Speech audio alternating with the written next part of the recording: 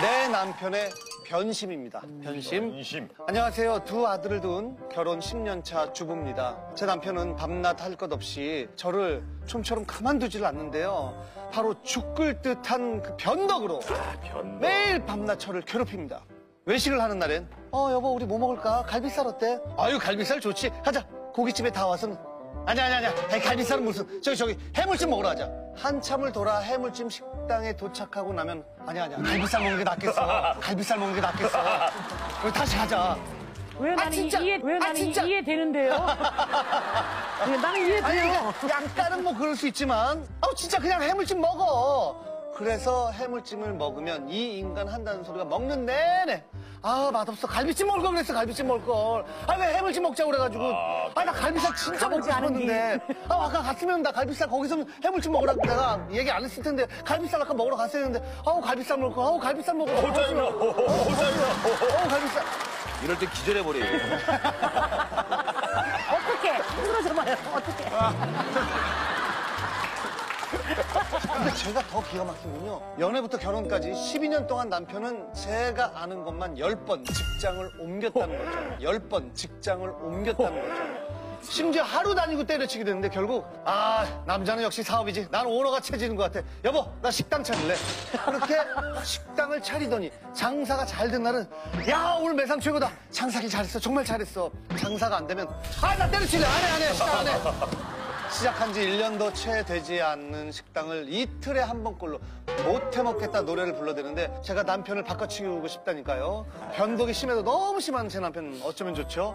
여보 대체 뭐가 그렇게 마음에 안 드니? 나도 당신 마음에 안 드는데 확 바꿀까? 이렇게 사연을 보내주십니다.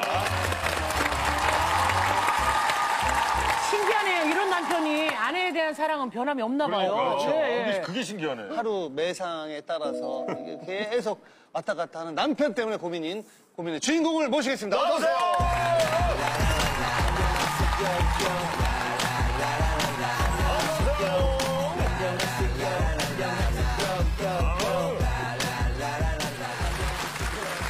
여기 사연 신청하고 뭐 나오기로 했다가 또 안 나간다고 했다고 혹시 그건 변동 안 부렸어요? 엄청 많이 했죠. 어때요? 하루 전날, 이틀 전날에는 작가님한테 직접 전화해서 저 도저히 안 되겠어요. 작가님 하고, 놀랬겠다. 네, 그리고 어제 또 이건 아니야. 도저히 안 되겠어. 또 전화하고 작가님이 막 울라고 하시더라고요. 야, 오늘 사연 2개만 할 수도 있었겠네, 그러면. 설마니 직장을 12번? 12번을 아니요, 제가 아는 것만 10번이고 그 이상 돼요. 뭐 하루 하고 그만두고 이틀 하고 그만두고 한 가장이잖아요. 네. 가장인데 너무 밥 먹듯이 그만두니까 진짜 생활적으로도 힘들죠. 매달 25일이면 25일에 딱 네, 돈을 그리고 갚아야 월급이 되는데. 딱딱 나오는 게 아니라 이게 월급이 또 틀리잖아요, 회사마다. 네. 그러니까 뭐 월급이 없이 생활할 때도 많았고 그렇죠. 또 뭐 어떤 변덕 부렸어요? 조금 큰 집으로 이제 이사를 가게 됐어요.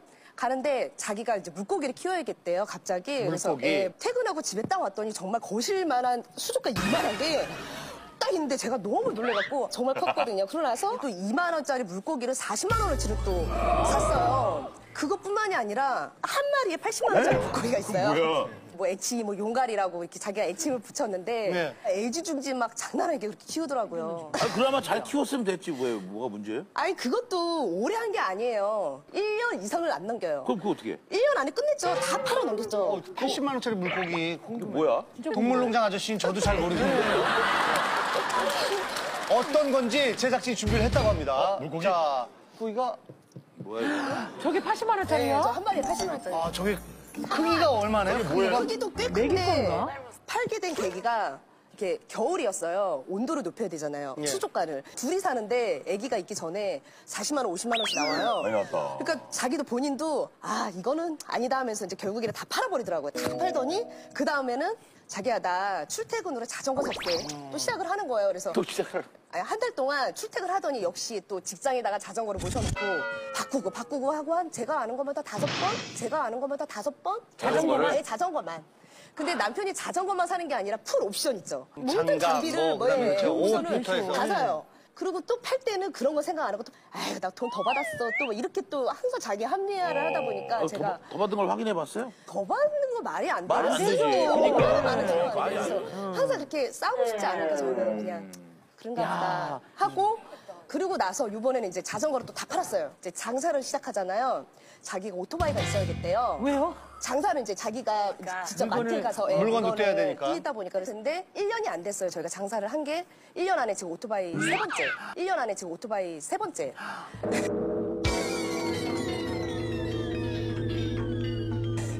아, 1년 안에? 네, 왜요? 1년 안 됐어요. 예, 아직. 왜? 변덕이지. 저는 모르죠.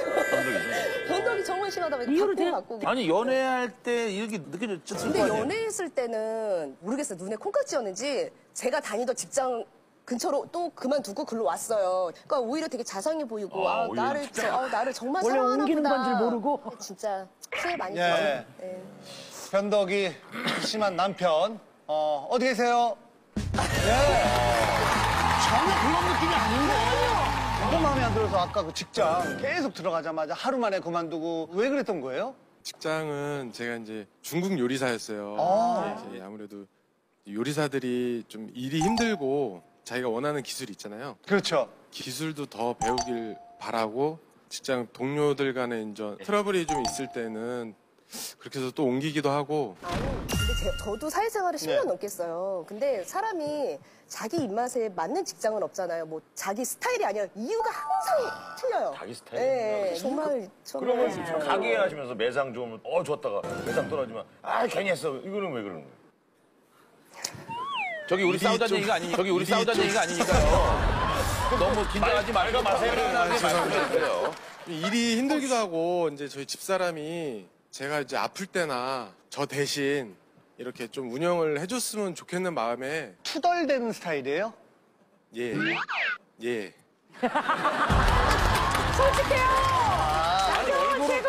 얼굴은 안 투덜대게 생겼는데. 두덜두덜 되는구나 그냥. 5살 된 아들과 20개월 된 아들 둘이 있어요. 아이고야. 저는 제가 안 도와준 게 아니라 일주일에 4번을 나가요. 저도 가게를. 많이 나가시네요. 예, 많이 나가. 가게가 이제 3시에 오픈을 하니까 5시에 픽업을 해서 친정에 애들을 맡기고 문 닫을 때까지 봐주고 싶은데 애들이 졸리잖아요. 그럼 애들 재워야지. 그러면 이제 9시까지 딱 봐주고 집에 이제 친정에 오면 애들이 둘 다 이렇게 기절했어요. 졸려갖고. 그러면은 저도 집에 오면 12시가 다 돼요. 근데 남편은 저보고 야, 맨날 집에서 뭐 하냐, 너는? 야, 가게 좀 와서 신경 좀 써. 야, 가게 좀 와서 신경 좀 써. 어쩌다가 집에 이제 딱 쉬는 날. 그러면 저는 진짜 막 미치죠. 내가 지금 노는 게 아니라 난 아이들을 보고 있는데. 아유, 그럼요. 네. 너무 보고 싶어서 그런 거 아닐까요? 좀 많이 의지를 해요, 저한테. 많이 의지를 하는 의지를 편이에요, 하고. 남편이. 그 전 사장이랑 인계를 이렇게 하는 과정에서 약간 좀 트러블이 좀 있었어요. 그러면서 어느 날에 집에 일찍 와서 나 가게 안 할래. 돈 400만 원 날리자 이러는 거예요. 그 400억. 400. 그래서 어떤 제가 돈이야. 설득을 했죠. 당신이 하고 싶었던 가게고 이건 아니지 않아? 그랬더니 알았어. 그럼 한번 해볼게. 하고 나서 그 원망이 지금도 계속 그 원망을 하는 거예요. 거봐. 내가 그때 돈 400만 원 날리자고 했잖아. 왜 그렇게 계속 얘기해요? 사람 민망하게. 죄송합니다. 아, 지금 아내가 한 말이 다 맞긴 맞습니까?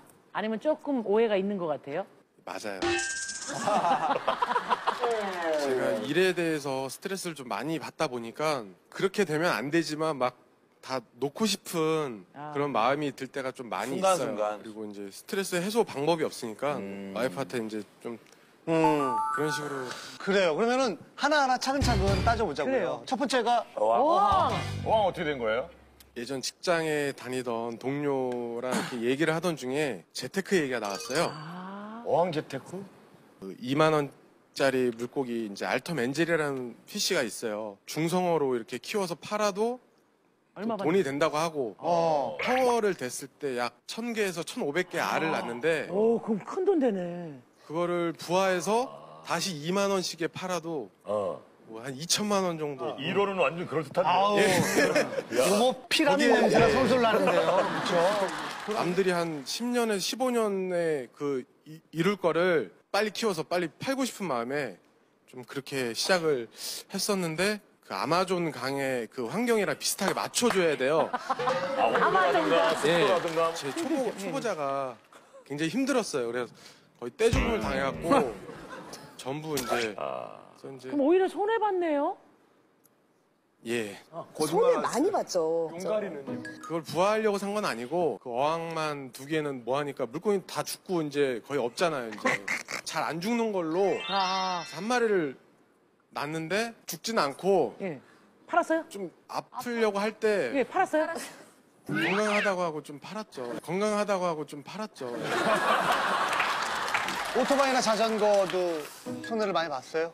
자전거 같은 경우는 다 새 걸로 구입했기 때문에 좀 손해는 본 것 같아요. 그러면은 이 판 돌을 다시 고스란히 이렇게 갖다 주진 않아요? 저는 이제 와이프한테 모든 거를 다 맡기기 때문에 이제 다 와이프 허락하에 이제 구매한 거고 팔았을 때 손해 본 거를 또 이제 사과의 표시로 명품 가방을 또 명품 가방을? 예. 아니 아내분 이러면 안 되잖아요. 아니요, 안 사줘도 되고요. 예. 그 가방 얼마나 변덕이 심하면 자기가 기분 좋게 백화점에서 사가지고 왔어요. 네. 제가 고마워 이랬는데 가방 하루라도 안 매면 야 너 갖다 팔아.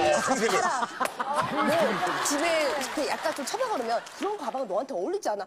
자기가 기분 좋게 사가지고 와놓고 계속 그 얘기를 하는 거예요. 그래갖고 진짜 제가 이걸 안 받으면 못하구나. 왜 뭐라고 하셨어요? 백 사줘 놓고. 그러니까 어항 팔아서 첫 번째 가방 사주고 두 번째 자전거 팔아서 또 두 번째 가방을 사줬어요. 첫 번째 가방은 아예 매질 않더라고요. 그래서 이제 그거를 좀 팔아서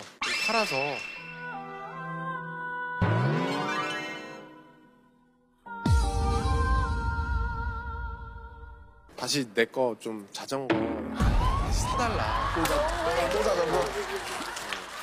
왜 제시 뭐 제시 미국에서는 있을 수도 없는 그런 일이야.